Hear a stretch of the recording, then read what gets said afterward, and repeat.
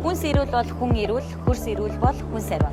Хүнсний эрүүл байдалдаа анхаарал тавьдаг бол анхаарлаа наашаа хандуулаарай. Шинжлэх ухааны үндэслэлтэй хөрс уур амьсгалын өөрчлөлтөнд дасан зохицох чиглэлийн дагуу Био ундраг компани болон хүнс хөдөө аж ахуй хөнгөн үйлдвэрийн яам хамтран зохион байгуулж буй хэрэглэгчийн өдөрлөг яг одоо Дархан уул аймагт зохион байгуулагдаж байна.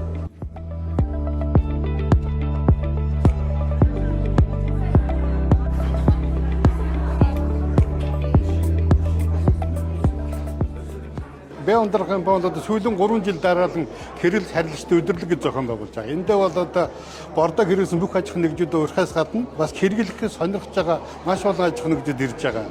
Үүнээс гадна энэ компани хүмүүс бол энэ бордоо хэрэглэл аж ахуйн нэгжүүдээр урмал ургахтай хугацаанд нь яваад бүгдээрээ зөвлөгөө өгдөг. Зөвлөгөө та нар энэ дээр алдсан нь дэмжих ёстой байна гэж зөвлөгөөг нь өгөөд ингээд эрх холбоотой аялаад байхаар эдгээр маш сайн дуртай ирж байгаа. За ингээд манай Био ундраг компани бас нэг барьж байгаа тактик бол энэ талбай амарч явах хооронд, тариалан талбай амарч хооронд тархинд нь тариаланчдынхаа тархинд бас одоо цэник өгье, мэдлэг өгье гэсэн юм үндснээс энэ аялгааг бас зохион байгуулж байгаа нэлээд үр дүнтэй болж байна гэж үзэж байгаа. Энэ жилийн хувьд бол зуны халалт бол их 6-7 сарын халалт бол одоо огцом халалттай байсан. Порт үндэсний хэмжээ бага байсан. Энэ бол ургацад бол одоо сөргөөр нөлөөлж ургац буурахад бол одоо их нөлөөсөн гэж үздэг. Манайх бол эдний бордоог 3 дахь жилдээ хэрэгжилж байгаа. Тэгэхдээ манай хүнсний ногооны хувьд бол эдний бордооны одоо үр дүн бол сайн нөлөөсөн гэж үзэж байгаа. Тэгэхээр Био ундраг компани бол зөвхөн бордоо нийлүүлээ зогсохгүй газар дээр нь одоо манай дээр 2-3 ч удаа очлоо.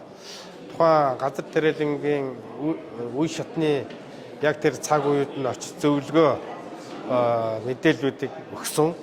Тухайлх юм бол одоо энэ компани захирал Цэрэн Чемэд, за Намбар доктор одоо манай тариалангийн талбай дээр очиж одоо зөвлөмжүүдийг өгж ингэж ажилласан байгаа. Тэгэхээр энэний үр дүнд бас яг өөр сортын асуудал байна.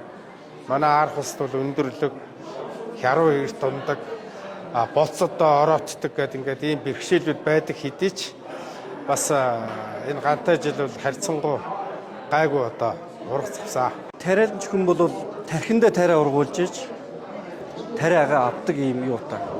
Тэгээд өвөл бидний энэ сургалт хийдгийн давуу тал нь юу юм бэ гэхээр тариалчдыг тархинд нь тариа ургуулж ихлээр сургаж байгаа. Хоёрд болохоор маш олон талын судалгааны үр дүнгээ танилцуулж ийн гэсэн үг. Энийгээрээ давуу талтай хэрэглэгчдийн өдөрлөгийн давуу тал нь бол өнгөрсөн жил бид нар юун дээр алдав? Энэ жил юу болох вэ? Юун дээр давуу талтай байсан?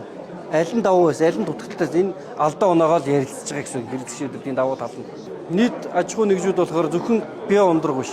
Нийт тариалж ногоочд хоорондоо бас ингээд зөвлөж байгаа гэсэн үг. Хэрэглэгчдийн өдөрлөг нэгэнтэй гол. Энэ жил манайх энэ давуу тал, энэ дутагдaltaй тал байлаа. Ингээд хоорондоо ярилцээд үр дүнд хүрнэ л гэсэн үг.